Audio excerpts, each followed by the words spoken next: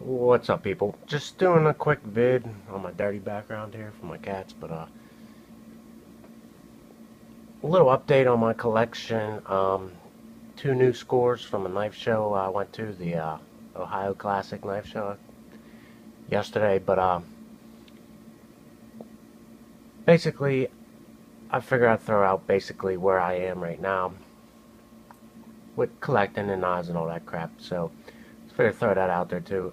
As I said before, if you've watched any of my other videos, um, I'm a knife user and collector. If I'm spending the type of money I am on knives, I mean, I'm obviously a collector, but I have to be able to use my knives. And, you know, I've been buying, selling, trading, whatever to get what I want. And, I've just gone through a ton of knives. And I'm starting to slow down. I got some things on order. And basically got to a point where, like, my basic thing now is basically $1,000 is pretty much my top limit now. Just because I use my knives, it got to the point where basically, you know, is it worth it to spend over $1,000? I mean, to a lot of people it is, and to a lot of people, it's not worth spending over, $80 on a knife. So, um, it has nothing to do with finances or anything like that. It's just what's reasonable to me, to be able to have a hobby. I enjoy high-end knives. But at the same point in time, with the way the prices are now on, on the forums, the secondary market and everything, it's just getting crazy. And even this, I'm glad I bought this. I have no, you know, no second guess in this purchase or anything like that. It's a great knife. But in all reality, you don't have to spend that much to get a great knife. I mean, this is to me, guys. I don't have any problems with anybody else doing whatever. This is just where I'm coming from now. Basically, I'm done buying secondary market prices. It's just ridiculous, and I'm not going to do it. Um, Most of these knife makers, if you can get from them, or get someone who's not trying to buy them just to sell them, or whatever, profit off it, um, are pretty reasonable prices. And it's just got to the point for me that unless I see something on the code that someone's it's got to be for what I think the knife's worth. I'm not paying you know $1,100 for a $550 knife. It's just not going to happen. But basically where I am, and at the end of this, I guess I'll just do this now. You can kind of see what I like in knives, and this is my folder collection right now. I got some things coming in, so it'll change. But basically, I got rid of everything I didn't love, and the size range, what I look for in a knife, and I like to have a bigger, overbuilt knife that I don't feel bad about using. Uh, I like 3.5 smallest 4-inch blade, somewhere between 3.5 and 4, and just a beefier knife. And like I said, I don't have to feel, bad about doing something stupid too. So that's just what I like. Like I said before, though, I don't even really hard use my knives. I use them. I'll cut up. I'll do more with this knife than most people who own this knife do with it. So, but at the same point in time, I'm not prying anything like that. So this is basically my folder collection for right now, and like I said, I got some things on order, and that's another thing I'll get into. I'm done with it. I was doing it for a while.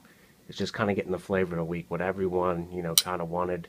Not to say that people are wrong. There's a bunch of people who want one of these, and I don't see there's nothing wrong with that. This is a great knife. So not to say that it's all bad, but it's just I have my own style. I know what I like, and I'm done just trying to, impulse buys. Like, oh man, everyone seems to love that knife. It's got to be. I'm done. I know what I really like. And, I'm not to say that I won't buy something that, I don't really like that much once I get it. Because, I mean, it just happens. You don't usually get to hold them before you buy them. But, anyway, that's my little rant about that. So, this is one of the two new scores I got. It is Andrew Demko, AD10. And this thing is just a beast. Cold Steel, most people know, but he works for Cold Steel. He does customs he has like a contract that he can make so many customs a year. And I'll be honest with you, this is the knife that I didn't know I needed till I went to the knife show. Talked to the guy, picked up the knife, and I was just like, wow, this thing's sick. So But like I said, he works for Cold Steel and he does his own customs on the side. But just a crazy. It's an overbuilt tank. It's got the triad lock, and it's pretty much everything you'd ever want in a Cold Steel. It's like the high end Cold Steel, basically. You know, obviously he is a designer for them, so. But it's just a really amazing knife. And I know some people, Cold Steel, some people love them, swear by them, and some people hate them and don't like, I think the guy's name's Lynn Harris's marketing, schemes or anything. I don't have a problem with any of it. And my feelings for Cold Steel is I got into higher end knives, and I'm basically, I don't really own too many productions anymore. I have Spyderco PPT and, maybe one other one. But not to say there's anything wrong with productions. They're great knives, and I know everyone's on a different budget and what they can afford or what they even want to spend. But so basically, I don't have a problem with Cold Steel. I think for the money you spend on a Cold Steel, you're getting a super reliable knife. The fit and finish isn't bad. It's not great, but I mean, you're spending $40 on a knife that can be, beaten up. So I have no problems with Cold Steel. I had a Code 4 Recon 1, and I think like a counterattack or something. I can't remember what it was called, but it was like a dagger folder. And all of them were, I mean, for what I paid for them, great knives.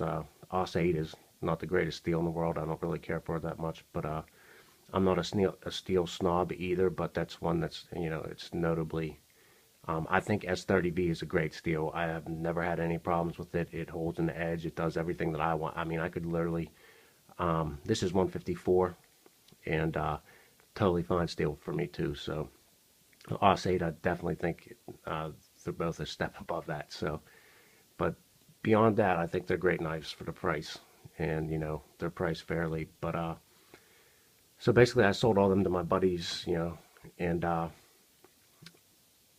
anyway, I'm walking around the knife show, and Andrew Demko happened to be there, so I stopped by the table, and I couldn't even believe that I could even just stop by and pick one of these up. But just an awesome overbuilt tank of a knife. Like everyone wants to jump on, Dalibor and a couple other guys, and actually I'm on the waiting list for Dalibor, and he makes great knives, and he seems like a pretty awesome dude. But I mean, this thing, in all honesty, is just as a tank as a Dalibor. I almost stabbed myself in the hand. But you got G10 contoured handles, nice pivot. Let's see if I can zoom in there a little bit for you guys. What is name on it? Dual thumb studs. It's obviously the triad lock. He's the creator of it. So G10 backspacer, nice tie pocket clip, tie liners, and just a beast of a blade. And what I like about even Dalibor, what he does, you're getting a big, thick. I mean, the blade stock on this is really thick, but with the high grind, and he keeps it thin behind the edge. It's still a pretty decent slicer. So, it's really comfortable in the hand. The jimping is, effective jimping, but it's not, something that's going to shred your fingers up. It has the action of all the triad locks, and like I said, I've had this for pretty much a couple hours, So, you can one-hand a triad lock, but you kind of have to push down, pull down, and then, but, it's an awesome lock. It's, one of the strongest. And I'll be honest with you, lockbacks aren't really my thing.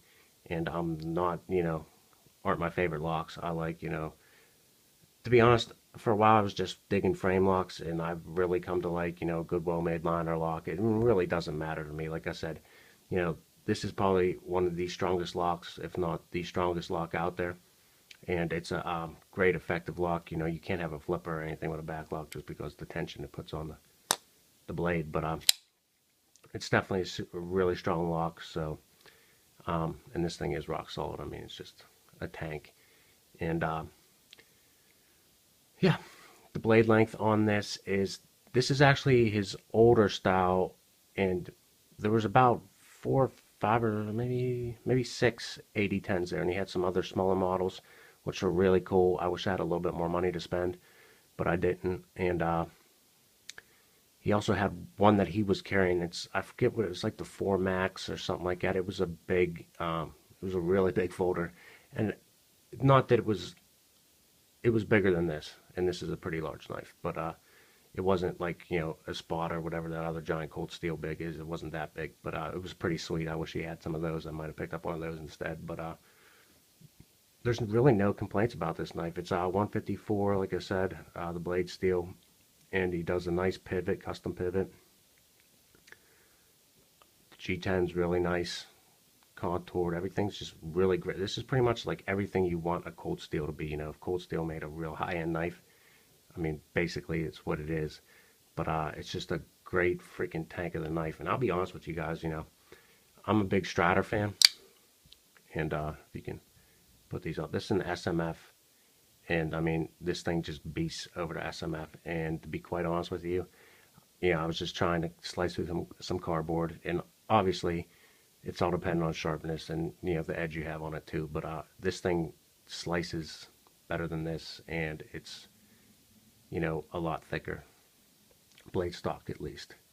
And I mean, the handles are obviously thicker. But this thing feels like it could eat a Strider. And it's just a well-made, awesome, hard. I love the size of it, and comparative to the SMF, it's pretty much right around the same size. It's a little bit bigger. The blade length on this one, that's what I was getting into, is the older model. It's just a little over 3.5 inches of cutting edge. His newer models have exactly 3.5 inches, and we talked to him there, and he said that his new model, it was like 3 and however many 16ths or something, so he just knocked it down to 3.5. My buddy actually got a full tie one, and his is the newer one with 3.5. But that was an absolutely gorgeous knife too. I had the opportunity to pick one or the other. I wanted it on the table, and the guy I was with, his name is Chris Rock. He's on Instagram. That really cool dude. Has a pretty obscene knife collection too. But so he's like, "You seen him first, you pick." And I actually wanted the G10 one over the tie, so I took this one home, and he took the tie one, which is absolutely gorgeous too. But like I said, you get a little over 3.5 inches of cutting length with this, so great size knife. And like I said, I mean, it literally feels like it'd eat a Strider. And don't hate on Strider. I have no hate with Striders. And here's the thing, guys. This is a production SMF. They run for 550. This is a full custom Andrew Demko, 550 at his table. I just walked up and bought it. So for the price, I would take this 1,000 times over that. I mean, to be quite honest, this thing's just a sick beast of a knife. If you're into beastlier knives, it's definitely get on his list. He only makes so many a year because that's always allotted through his contract with Cold Steel, so it takes a long time to get one. But I would still say call him, get on his books. It's definitely worth it. If you're like into the harder use knives, bigger, beefier folders, it's definitely one to have. I mean, I love everything about it. It's got what I like. It's got, a nice choil area up there. You don't lose any blade length with it, or cutting edge. And it's just extremely comfortable. The pocket's got a nice custom pocket clip. This is pretty much the same kind of tension. It's not the easiest to get in and out of the pocket. It's not the worst. It's pretty much the same type. If you have a Strider, they're a little tight. It's pretty much the same thing there. So, just a great knife, guys. And it is, it was pretty cool just to be able to walk up and pick one of these up, and at a crazy price. I mean, they go for double that usually on the secondary market. So, just because they're so hard to get.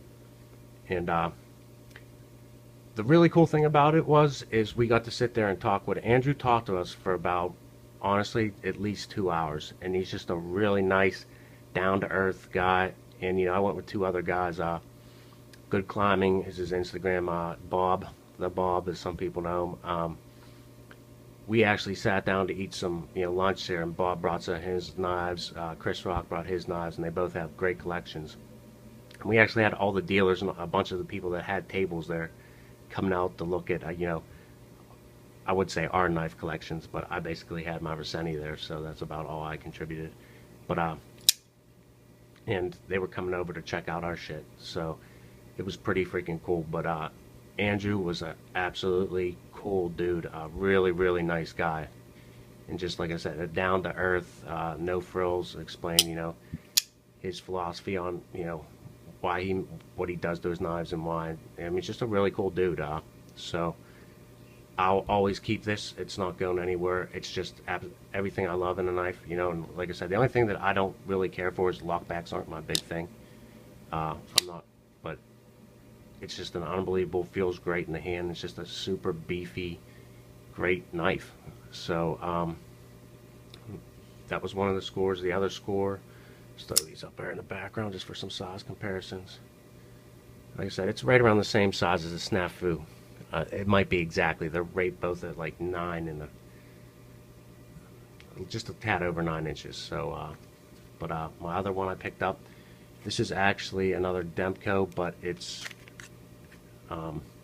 Andrew's brother made this, he said. So I picked it up. Just a nice little fixed blade with carbon fiber handles. And I'm not a big fixed blade guy. So basically I just want a little hideaway knife, something to throw in my duty belt and I could conceal in there. And this thing feels, it just, I had to have it just because I picked it up. And I've been looking for a smaller one. I've been thinking about a Strider KVA.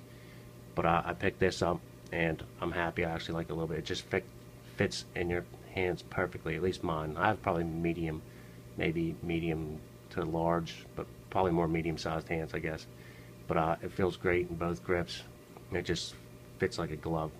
So picked it up. It's a really cool. It's getting a little marks from the Kydex or whatever.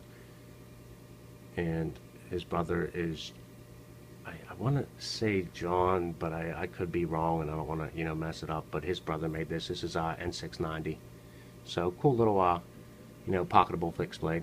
And that's about the most type of fixed blade I'll ever use, guys. I have like a Becker BK9, I'll take up when we go up to camping or whatever, just to play with. But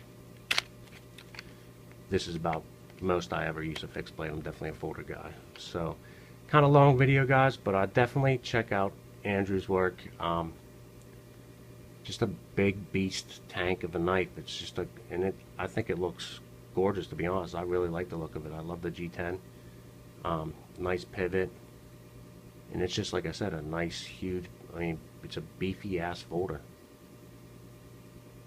And the blade stock on this is even thicker than the Snafu, so just a big ass knife. And like I said, he did a great job with that high grind, and it'll actually perform like a knife should. So great knife. Can't recommend him enough, guys. So check it out. I know some people, call this a grail and that, and I could totally see why. I mean, if you use knives hard, I could see why this would be. I mean, it's definitely a great knife, and like I said, it was the knife that I didn't know I needed to have. I mean, I put one in hand. I knew of Andrew, but I never seen his work or held any of it, so any of his customs, and it's just a awesome beast of a knife. So totally happy. And like I said, at $550, this thing is a freaking steal. So but I mean, a lot of makers' prices are like that. People pick up Rexfords, and you see someone selling it for $4,000 when he paid $1,000 at a knife show for it. So it is what it is, and that's kind of what's keeping me off the secondary market now. Like I said, unless I see something very reasonable priced, I'm not going to pick it up. I have, I can do everything I want to do with knives right here, and to be honest, I'm a collector, so of course I'm going to have more. I got probably four or five more knives on order. One that should be real soon I'll do, and then probably like 3 months at the earliest coming in after that. So that's it, guys. Hope you enjoyed, and definitely, like I said, check out Andrew's work. He's definitely a really cool, nice guy, really down-to-earth guy. So check it out. That's it, and I'm out, fellas.